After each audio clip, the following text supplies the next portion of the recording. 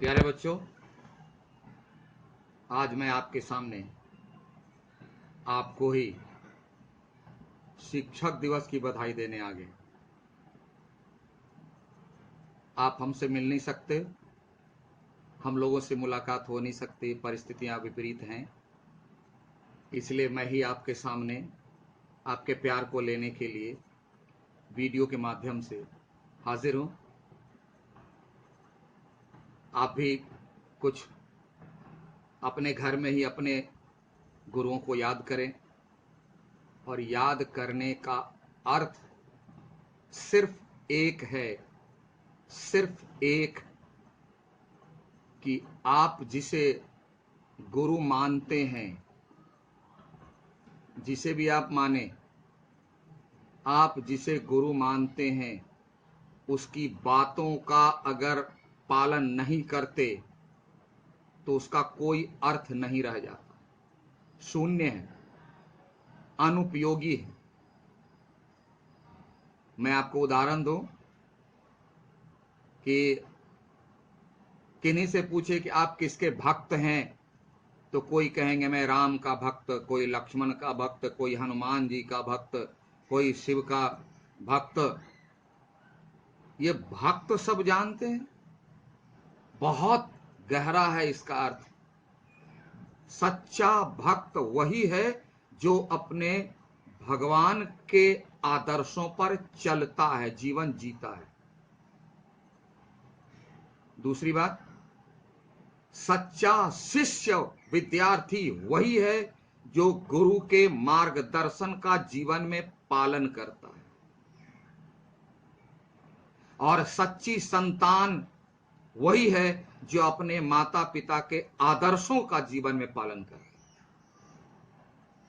और अगर यह अर्थ नहीं है तो यह कहना कि मैं अमुक ईश्वर का भक्त हूं, मैं अमुक गुरु का शिष्य हूं, मैं अमुक माता पिता की संतान हूं, व्यर्थ है, बेकार है। आज जो शिक्षकों के बारे में बहुत सारी बातें बाहर में आ रही है, बहुत सारे फेसबुक, सोशल मीडिया, कहां कहां, मैं उधर जाना नहीं चाहता।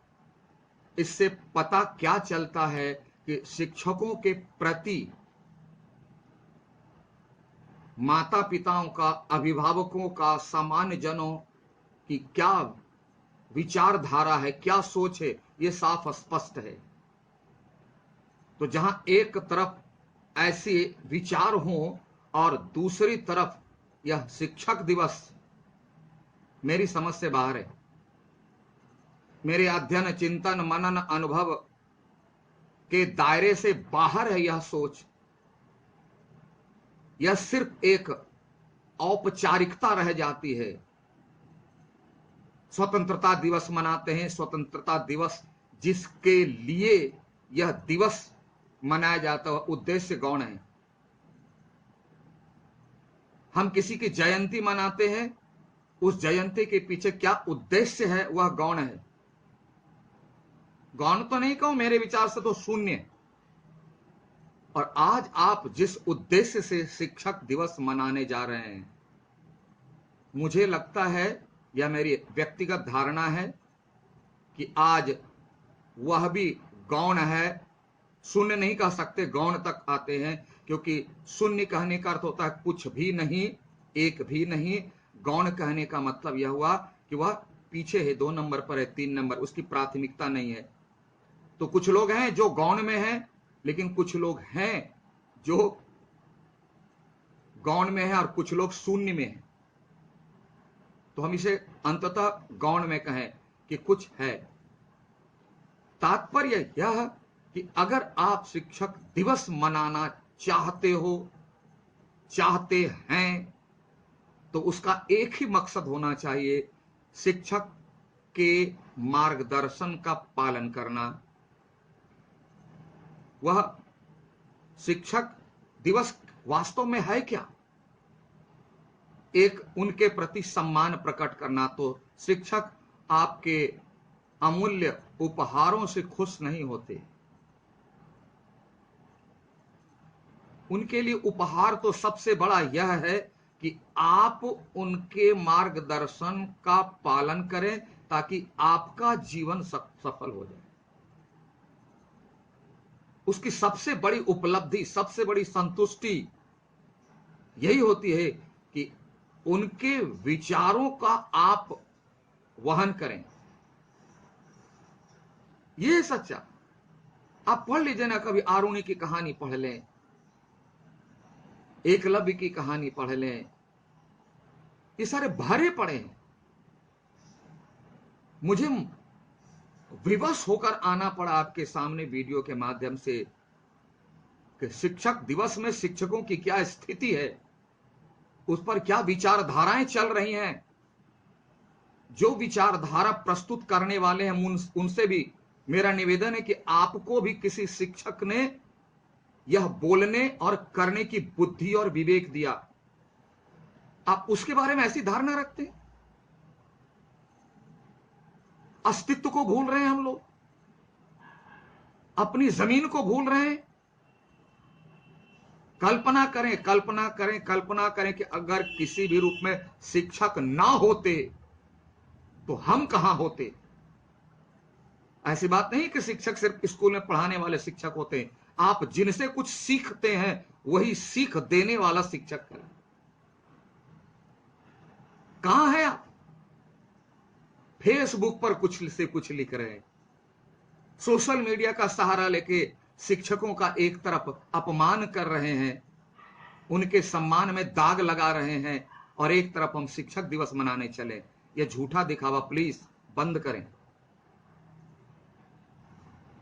शिक्षक आपके उपहारों का, आपके किसी चीज का मोहताज नहीं है। उनका तो प्रारंभ से ही आदर्श रहा है देने वाला, और इसीलिए पहले के शिक्षक के पास तो कुछ नहीं होता तो ब्राह्मण वृत्ति कर करके लोगों को शिक्षित किया करते थे। जरा कभी भी शांत दिमाग से, अगर शांत दिमाग ना मिले तो सोने के पहले 5 मिनट कम से कम इस बिंदु पर गौर करके सोच लेंगे कि आप शिक्षक के प्रति क्या करने जा रहे हैं। मनुष्य के शरीर को जो जिसमें मनुष्यता भरते हैं शिक्षक, जिससे उसे इंसान कहलाने का गर्व महसूस होता। आप अभी जहां पर भी हैं, जिस भी पद पर हैं, जिस भी व्यवसाय पर हैं, आप जब गर्व महसूस करते हैं उसके पीछे शिक्षक का बहुत बड़ा योगदान है, बहुत बड़ा योगदान है। आप अगर विद्यालय ना गए होते तो ये तर्क देना नहीं सीखते। जो तर्क देना जो आपने सीखा है ना, ऐसे होता तो वैसे, ये कारण वो कारण, ये तर्क देने में भी शिक्षक की सबसे बड़ी नहीं, पहली भूमिका है। और मैं याद दिला दूं, पूरे विश्व में चारवाक के जैसा दार्शनिक आज तक पृथ्वी पर जन्म नहीं लिया।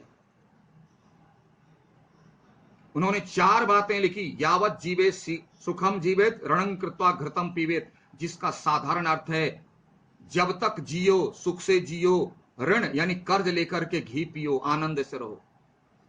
और इस तर्क के आधार पर उन्होंने ईश्वर को डिनाई किया, और आज तक कोई भी ऐसी शख्सियत धरती पर ना आई जो उनके उदाहरणों को काट दे, गलत सिद्ध कर दे। तो ये तर्क अलग चीज है, और ये तर्क सिखाने वाला भी शिक्षक है, जिसके जीवन में गुरु। अब गुरु का मतलब ये नहीं कि शिक्षक, पहले ही बताया मैंने, गुरु का मतलब स्कूल का, विद्यालय का, वह भी हो सकता है। गुरु तो पूरी प्रकृति है, जो भी आपको सिखा दे वह गुरु है।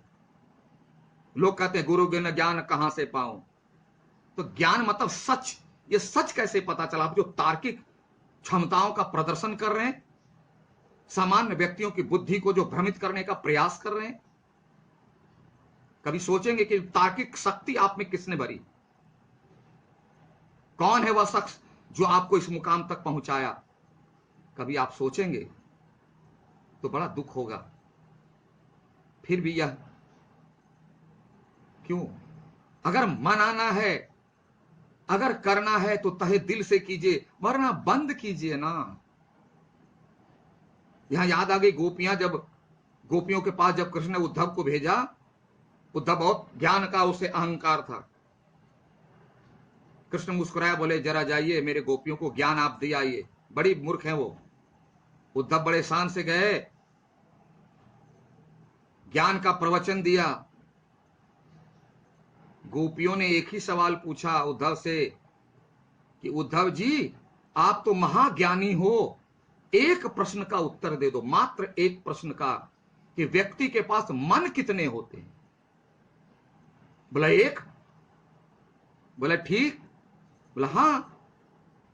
तुम गोपियां जवाब देती है, उद्धव मन न हो जो 10-20, एक हुतो जो गयो श्याम संग, कौन भजो तोरो ईश। कि व्यक्ति के पास, अभी आपने कहा मन एक ही होता है, और मन एक ही होता है तो वह तो श्याम के साथ चला गया। आपका यह जो ज्ञान है, वह कौन सा मन है जो आपके ज्ञान को ग्रहण करेगा, भजेगा? कहने का अर्थ एक ईश्वर को माने, एक समय में एक ही काम पर मन लगाएं, वो ज्यादा फलित होता है। अगर आप शिक्षक को सम्मान देना चाहते हैं तो तहे दिल से दीजिए, ना देना चाहते हैं तो मत दीजिए। एक तरफ मुख में कुछ दूसरी बातें और दूसरी तरफ उनका यह दुर्गति। तरस आता है नहीं, आंख में आंसू आते। बहुत सारे हमारे ऐसे शिक्षक हैं जिनकी स्थिति का वर्णन नहीं कर सकते, और आप उनकी समस्याओं का मजाक बना करके रख देते। इसलिए आपसे एक ही निवेदन है कि अगर सम्मान ना दे सकते हैं तो मत दीजिए, लेकिन अपमानित मत कीजिए। और अगर शिक्षक दिवस मनाना है तो इस बात का ख्याल रख के मनाइए कि आपने जिस शिक्षक को भी अपना आदर्श बनाया है, उसके मान की रक्षा के लिए आप उनकी बातों का पालन करें, तहे दिल से मनाइए, वरना बंद कीजिए ये औपचारिकताएं। अगर कुछ बातें दिल में गई हो तो इसको आगे बढ़ाइए, वरना डस्टबिन में फेंक दीजिए। कबीर ने कहा, सार सार को गह लिए थोथा दियो उड़ाए। अगर आपको बातें अच्छी लगती है, बुरी लगी होगी, सबसे ज्यादा तो बुरी ही लगी होगी, क्योंकि अच्छी बातें बहुत कम लोगों को अच्छी लगती है। बीमार पड़ते हैं ना, तो जो हमें हानिकारक लगते वो ज्यादा स्वादिष्ट लगते हैं, खाने के लिए वही जिद करते हैं।